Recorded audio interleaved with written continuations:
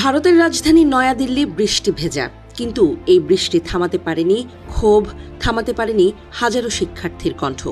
যন্তর মন্তর যেন পরিণত হয়েছে প্রতিরোধের প্রতীকে।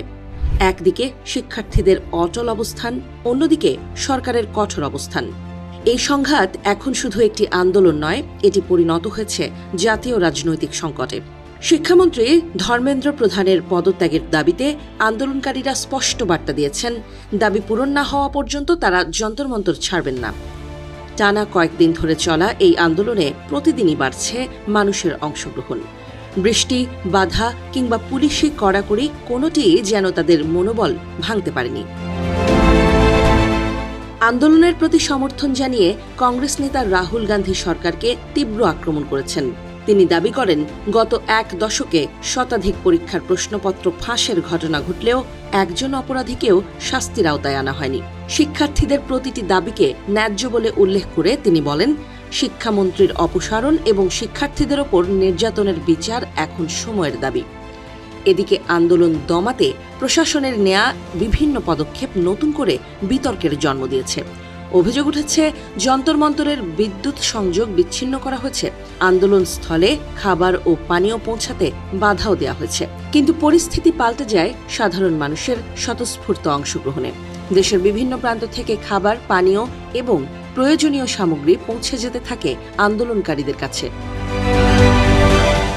দিল্লির রাস্তায় দেখা যায় এক ভিন্ন চিত্র। কেউ বিনামূল্যে রান্না করা খাবার বিতরণ করছেন, কেউ ফল, পানি কিংবা চা নিয়ে হাজির হয়েছেন আন্দোলনকারীদের পাশে। অনলাইন খাবার সরবরাহকারী বিভিন্ন প্রতিষ্ঠানের মাধ্যমে হাজার হাজার মানুষ দূর দূরান্ত থেকে খাবার পাঠিয়েছেন।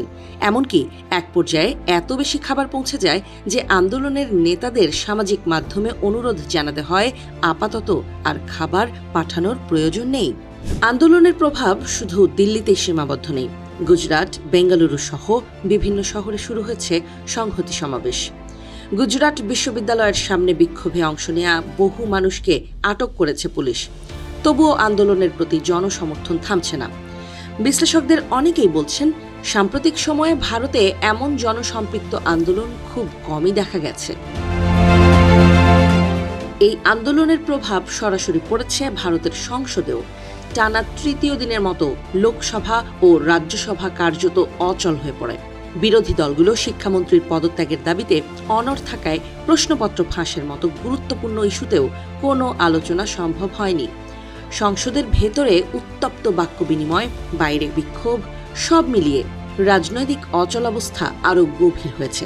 সরকার অবশ্য আলোচনার প্রস্তাব দিয়েছে। কেন্দ্রীয় মন্ত্রীরা আন্দোলনকারী শিক্ষার্থীদের সঙ্গে বৈঠকের আহ্বান জানান, কিন্তু ছাত্রনেতারা স্পষ্ট জানিয়ে দেন, তারা কোনো মন্ত্রীর বাসভবনে যাবেন না।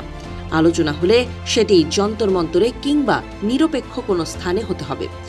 একই সঙ্গে তারা সতর্ক করে বলেন, দাবি পূরণ না হলে আরও লাখো মানুষ রাজধানীতে যোগ দেবেন আন্দোলনে। অন্যদিকে বিজেপি নেতারা এই আন্দোলনের পেছনে বিদেশি ষড়যন্ত্রের অভিযোগ তুলেছেন। তাদের দাবি, সরকারের বিরুদ্ধে পরিকল্পিতভাবে অস্থিরতা তৈরির চেষ্টা চলছে।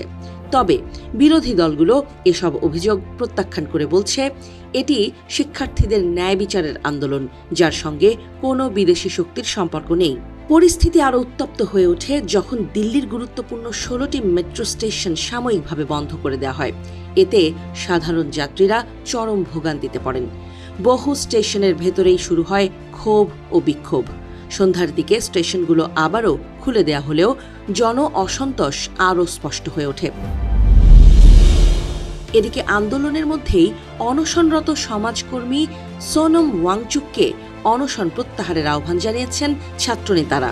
তারা বলেছেন, ওয়াংচুক ইতোমধ্যেই একটি পুরো প্রজন্মকে অনুপ্রাণিত করেছেন। এখন তার সুস্থ থাকা আন্দোলনের জন্য আরও গুরুত্বপূর্ণ। একই সময়ে দিল্লি হাইকোর্ট পুলিশের উদ্দেশ্যে কড়া বার্তা দিয়ে অভিযোগ সংক্রান্ত সব নথি ও সিসিটিভি ফুটেজ সংরক্ষণের নির্দেশ দিয়েছে। আদালত মন্তব্য করেছে, শিক্ষার্থীদের ওপর নির্যাতনের অভিযোগ গোটা দেশের বিবেককে নাড়িয়ে দিয়েছে। ভারতের এই আন্দোলন এখন আর শুধু প্রশ্নপত্র ফাঁস কিংবা একজন শিক্ষামন্ত্রীর পদত্যাগের দাবিতে সীমাবদ্ধ নেই। এটি ধীরে ধীরে পরিণত হচ্ছে সরকারের জবাবদিহি, শিক্ষা ব্যবস্থার স্বচ্ছতা এবং গণতান্ত্রিক অধিকার নিয়ে এক বৃহত্তর লড়াইয়ে। সরকার ও আন্দোলনকারীদের কেউই আপোষের পথে হাঁটছে না। ফলে এই অচলাবস্থা শেষ পর্যন্ত কোন দিকে মোড় নেবে সেটি এখন ভারতের সবচেয়ে বড় রাজনৈতিক প্রশ্ন।